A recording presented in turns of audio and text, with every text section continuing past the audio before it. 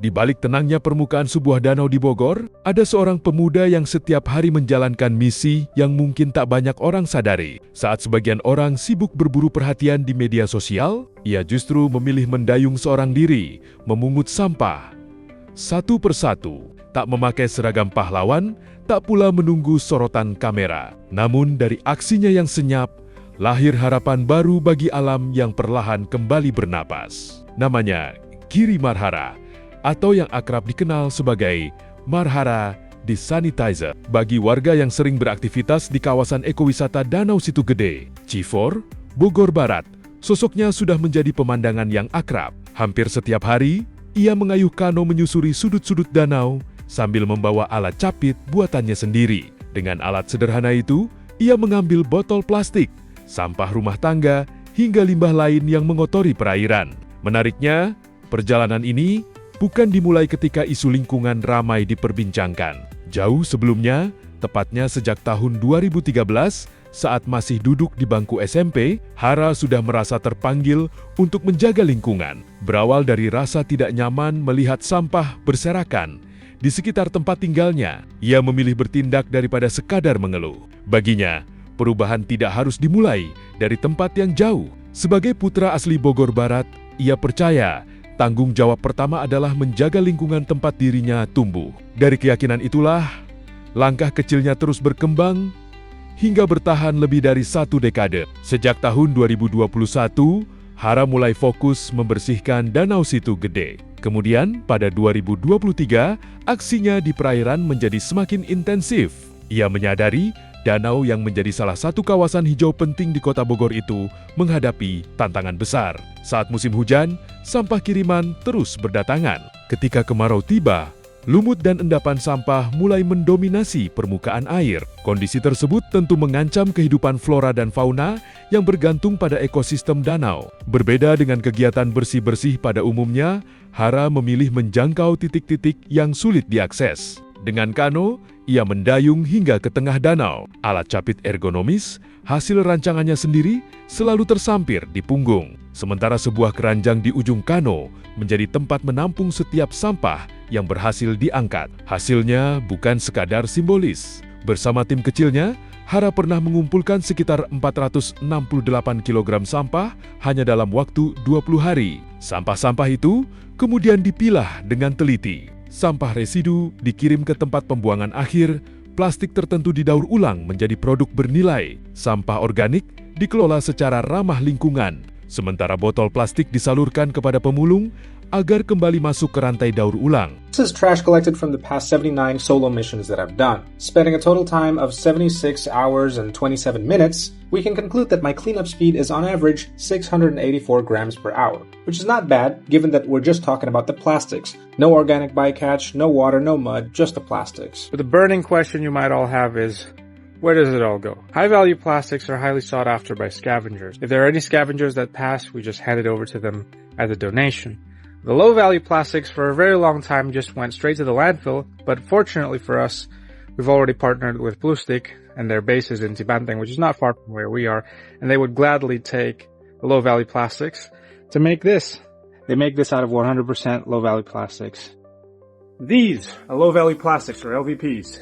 The scavengers don't want them. It's because to get the same amount of kilograms, you need to collect less of this but more of this. Because when I clean up, I focus on the cleaning up aspect instead of resource collection. I end up with a lot of these, and for a long time, I don't know where to put them.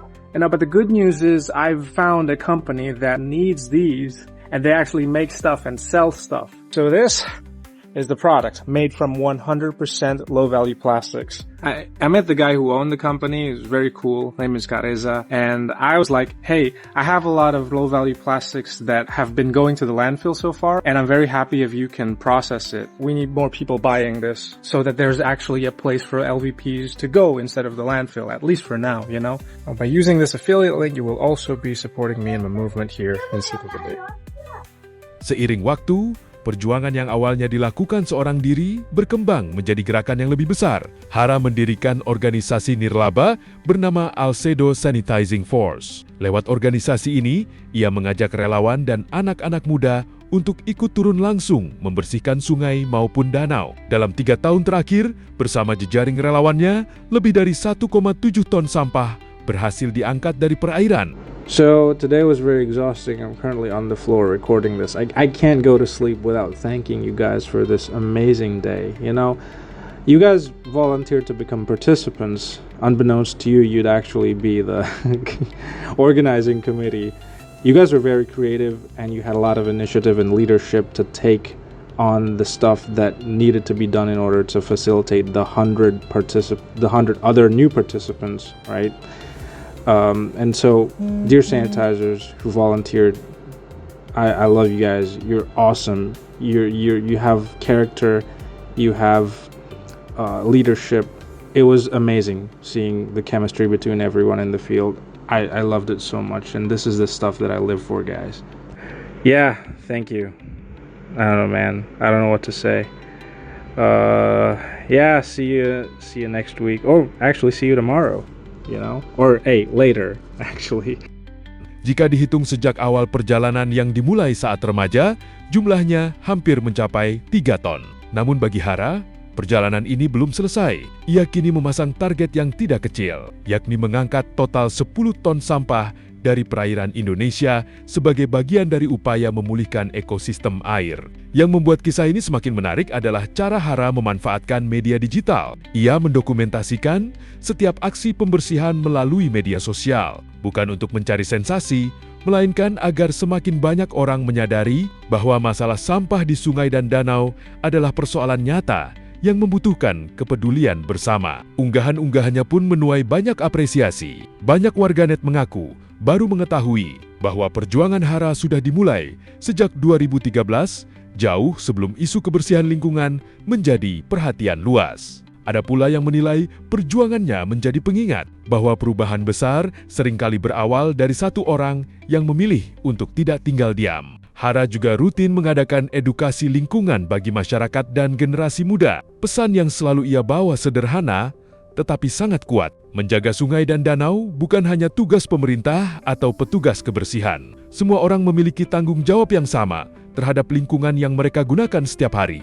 Kisah Giri Marhara membuktikan bahwa kepahlawanan tidak selalu hadir dalam peristiwa besar. Terkadang, ia lahir dari seseorang yang dengan sabar mendayung kano, mengangkat sebotol sampah, lalu mengulanginya lagi keesokan hari. Ketika banyak negara memiliki pahlawan dengan kisah luar biasa, Bogor memiliki The Sanitizer yang bekerja dalam senyap. Karena pada akhirnya, masa depan lingkungan tidak ditentukan oleh seberapa keras kita berbicara tentang perubahan, melainkan oleh seberapa konsisten kita bersedia menjadi bagian dari perubahan itu sendiri.